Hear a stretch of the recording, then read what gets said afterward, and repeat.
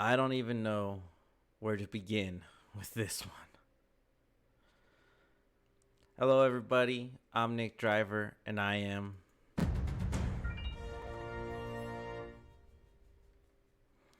Today, we are going to talk about a video that was just released by KOAT talking about COVID 19 and teens testing positive.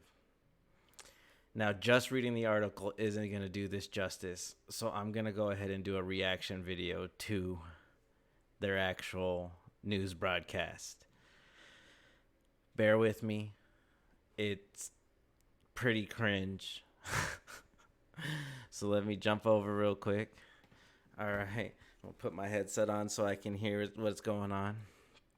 So, catching COVID 19, teens test positive at higher rates than adults. All right. Let's take that at face value for right now. So, we're going to go ahead and start this video. I'm going to interrupt it quite a bit. So, just follow along or just like I said, I don't even know where to begin. All right, here we go. Early on during the pandemic, we were told kids were less likely to get severely ill or die from COVID. So far, nearly 30,000 children here have caught COVID. Tonight, Target 7 Stephanie Muniz and TJ Wilhelm found teens who thought they were immune learned a very tough lesson. So first of all, they never disclaimed. they said wouldn't get severely sick. Remember that part. Just remember that. Just remember what she said right at the beginning. Delilah O'Connor thought she was safe against COVID. I really thought that I had like a really strong immune system. So like I thought, because like I never get sick, like I barely get sick. She was an active 17-year-old, a West Mesa High School cheerleader. One of the few fortunate facets of the COVID-19 pandemic is that children have been largely unaffected by the virus. Yeah, that did play a major factor because when the media and stuff like that were saying, oh, kids our age can't get COVID. So the media said a good thing is that they're not as affected, or they're not being affected as much. They never said they couldn't get infected by COVID.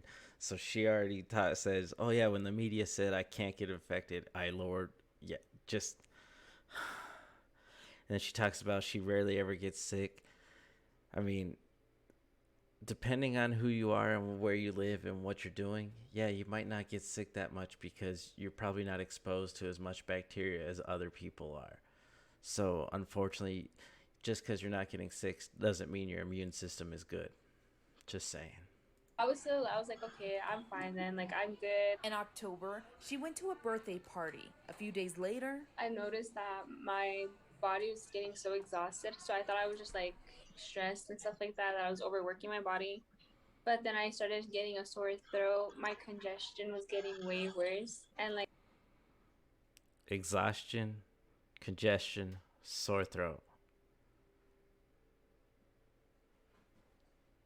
Sounded more like the flu to me than COVID. Because when I got COVID, I had a 103-degree temperature and literally was dehydrated like crazy and was pumping fluids into me all day long. And I survived it. It was probably the worst 2 days of my life, or the worst 2 days I've had as a sickness, but it was nowhere near hospitalization. Because actually, when I went to the hospital for it, they just sent me home and told me to just keep fluids in me. I'm 33. Like I was having headaches nonstop. look at this list Target 7 got from the Department of Health. This shows which age groups had the highest rate of COVID infection. Females ages 16 to 17, like O'Connor, had the highest percentage. Cases of infection. Remember how they're wording all this. Cases of infection. Not severe reactions, not death, not any of that. Cases of severe infection. I do have a medical thing I will be popping up here in a bit that was retweeted today by Ram Paul that I think all you guys should read, and I will make sure to put the link in the bio because it's just great. Well, I think it's important to know that kids and adults all get COVID. Dr. Jason Mitchell has seen his fair share of kids test positive. Now adults are more protected because they've been vaccinated. And so really where you're seeing it spreading are young adults and children. And although they don't get sick as frequently, if enough get them, you start seeing severe illness and you can see death. I love how they cut him off so you couldn't hear everything he said. But then him saying that adults are more protected because they have the vaccine and that it's spreading through teens is just, that's a straight out lie. The infection rate was higher in the younger people. We'll just keep going and I'll show you. Only recently that the FDA approved vaccine usage for kids over 12. Since then, schools and soccer clubs like this one have been setting up vaccine clinics geared toward youth. So this is sick. That's just sick that soccer at places and youth places are setting up vaccine stations for these kids. They need to go to a doctor and talk to a doctor because who knows, they may have already been infected and be perfectly fine and not need a vaccine. But hey, let's just experiment on the children. this is what's going to happen across America if we don't vaccinate our children as well as our 20-something population. It will spread to enough of them, you'll start seeing catastrophic consequences from it. So we've got to encourage everyone to get vaccinated, even young, healthy people. So I want to highlight Even young, healthy people. Ooh, these people are really annoying me. Because they talk about science and yet they completely ignore it. All they do is regurgitate mainstream media bullcrap. When there's actual science reports out there, which I'm going to show you, that prove otherwise. It's just ridiculous. that it's important for us to remember our kids. That is the Department of Health Secretary Tracy Collins pointing out that there have been 23 cases in the state in which youth have developed a severe condition weeks after getting COVID. 23 out of 30,000 have severe reactions. Severe reactions. That's it. 23 had severe reactions. That happened weeks after COVID. Weeks after COVID. So it obviously was COVID's fault. The majority of them were admitted into intensive care. Severe abdominal pain, heart dysfunction, low blood pressure, fever. We need to continue with our COVID-safe practices for our youngest. Maybe They are destroying our kids. People like that secretary is destroying our kids. teenagers are more susceptible to the virus and test positive for it, even if they end up not having significant symptoms. That is pediatrician At least that part's right. They might test more positive for it because they're, probably not social distancing because they're teenagers. So they've probably all already been infected, and most of them probably didn't even really know or were asymptomatic. Alexandra Sianovich's response after we showed her these numbers Target 7 got from the state. Look closely. These are the percentages of people who test positive for the disease. Percentages of people who tested positive. So as you can see, yeah, they have high positive test rates. Remember, test rates don't correlate with death and severe reactions. So far, 13% of 12 to 15-year-olds who got a COVID test tested positive. So 13% of the kids who were tested positive. 13% of that group. Oh my gosh, it's just That number for adults is 6%. I'm not actually that surprised at the number because I do think that we end up testing a fair number of kids, especially now that kids are going back to school. O'Connor was not in school when she tested positive. They're testing more kids now because adults are not going to get random tested anymore because they're tired of this. Like going to get tested without any symptoms. There's a word for that. What was it called? Is it hypochondriac? So, it's just ridiculous to go get tested when you have no symptoms. So, the adult rate is skewed because of how many scared adults there were in Albuquerque who went and got tested who had no symptoms. Of course, you're going to have a lower percentage of positive rate when not everybody who's going to get tested had symptoms at all. She says she is lucky to be wearing this cap and gown. She nearly died before graduating from West Mesa. Nearly died. She said she was exhausted, had a sore throat, and was congested. But she nearly died. Just saying. I really want them to get it because having COVID is like really bad. Like it's the worst thing that could ever happen to you. Did she really just say that? Getting COVID is the worst thing that can happen to you? I can list plenty of things that are worse than COVID. Plenty. I'm pretty sure you could too. There's no point in going through the list, but COVID being the worst thing you've ever had sounds like you had a sheltered life. When she recovered, she started to feel severe abdominal pain. She was diagnosed with ovarian cancer at age 17. It's unknown what part, if any, COVID played. Did you hear how they phrased that? So she started having abdominal pains and then was diagnosed with ovarian cancer. And they're saying they don't know if any or what part of COVID affected that. So now they're trying to say COVID may give you ovarian cancer. When I let my guard down, that's when it all hit me. So I was like, now I gotta keep my guard up and make sure I don't get it. Her guard and determination is up. After her tumor was removed, she competed in the state cheerleading finals. The Mustangs took second place. For Target 7, Stephanie Muniz, KOAT Action 7. She got her tumor taken care of and she's healthy and she was able to compete. I still don't see how COVID-19 was the worst thing that happened to her.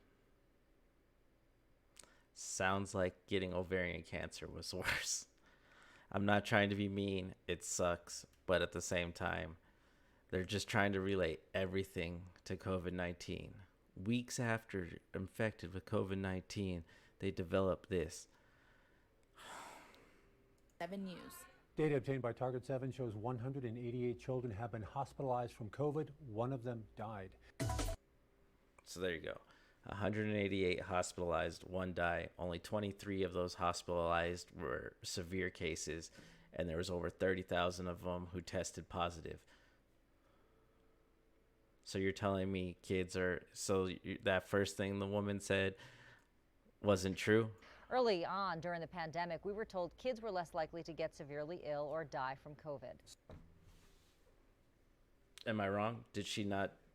They just contradicted the first statement they said because they're trying to make it seem like they are getting highly severe reactions and dying from COVID, but they just gave you everything they knew. 1 out of 30,000. I'm sorry for that child, but 1 out of 30,000. Anyways, let's jump over to this really quick. So this is what I'm talking about with the vaccine, and this is why I believe kids are the key to herd immunity.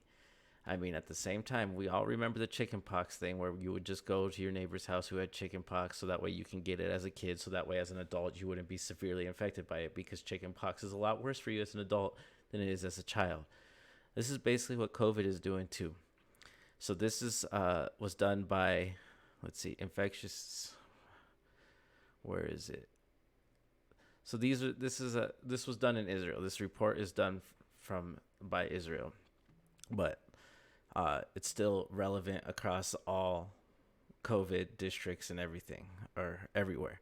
So worldwide shortage of vaccines against SARS-CoV-2 infections, while the pandemic is still uncontrolled, leads many states to the dilemma whether or not to vaccinate previously infected persons.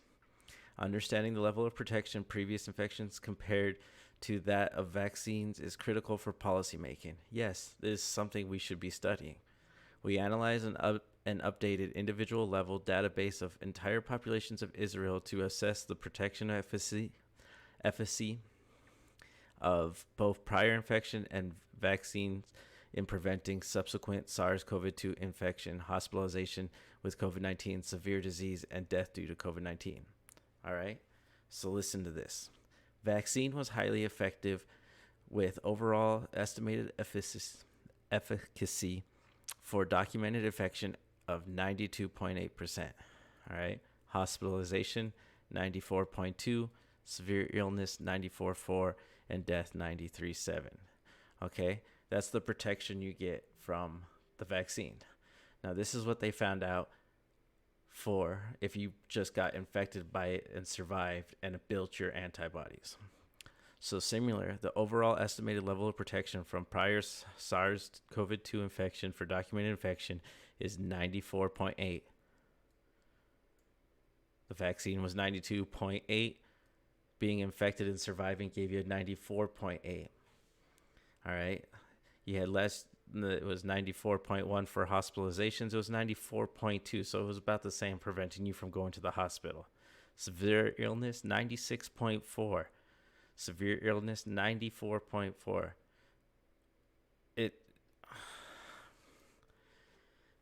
I don't understand why these healthy people who have already survived and got sick from the vaccine or sick from the infection, even they're trying to force you to get a vaccine when the science is coming out showing that natural immunity is just as strong as vaccine immunity. Now let's go talk about the kids. This is a chart in there that's talking about kids, all right? Or just talking about all age groups, right? Case per 100,000 smooth. All right. So the yellow line is kids, 16 to 39, or like the younger generation, the younger people, right? So as you can see, this is the testing, and they're up here towards the top. So lots of 16 to 39-year-olds got tested. Right here, this is how many tested positive, right? Now look where they're at when it comes to hospitalizations. Look where they're at when it comes to severe illness. Look where it comes to when it's at death. It's proven that COVID-19 affects the older generations way more than it does for kids. And that's why kids are key to the herd immunity. They need to be getting infected with COVID, and they need to be being kids and doing their thing and building their immunity like we should have been doing from the get-go. All right? That's all I'm saying is we got to get over the fact that kids are really not being affected by COVID, and it's the best thing to get it while you're young. You don't need the vaccine. You need to get infected because you have just as much chance. We should be saving those vaccines, and it talks, I think Ron Paul talks about it in further on in his tweet, where it's like we could be saving these vaccines for elderly and older people who haven't been infected yet and give it to them so that way they do get that immunity without having to suffer through the actual illness. I don't know. For people who say I don't believe in the science, it's just kind of ridiculous. For this news to come out and fear monger like that, it's just ridiculous. It needs to end. We need to stop abusing our children, and we need to stop trying to experiment on them. If we want I'm guaranteeing you herd immunity has already been reached. I'm just saying. But yet again, they're still forcing the vaccine. Why? Why aren't people questioning the vaccine? It makes no sense to me how we can trust this. Especially when we're finding out now, well, we kind of already knew that the COVID was a lab leak or whatever, that it came from a lab, because it was talking about infectious rate, how it was highly infective, which was abnormal and whatnot, and they believe it came from a lab, and now Fauci's saying, yeah, we need to investigate the lab. Fauci's dirty. I'm just saying. This is just some crazy stuff. This world has gone crazy. People are going crazy. Nobody wants to research or look up facts anymore. They just want to take the news for the way it is, and of course the news says things or uses their words to create fear, and it's just I don't know. It's just frustrating. It's just frustrating.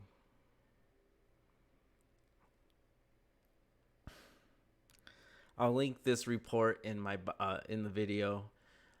Take a look, read through the whole thing. Yes, it's in Israel, but Israel has a population too, and this affects the same groups of people the same ways. Let's just read into it, look into it. Stop believing everything the mainstream media says. Do your own independent research. Look at multiple sources. Don't just look at the ones that are on the mainstream media, especially when they're not really sourcing it, because lots of the times they're just still opinion pieces. Look at ones that are actually done by scientists, by doctors, by I can't even say it. I can't even say the word. But anyways, that's really all I have for you today on this video. Take it, leave it, agree, disagree, yell at me, hate me, I don't care. I don't care what you guys think of me anymore. Anyways, I'm Nick Driver. I'm a New Mexican, and I really do care about you guys.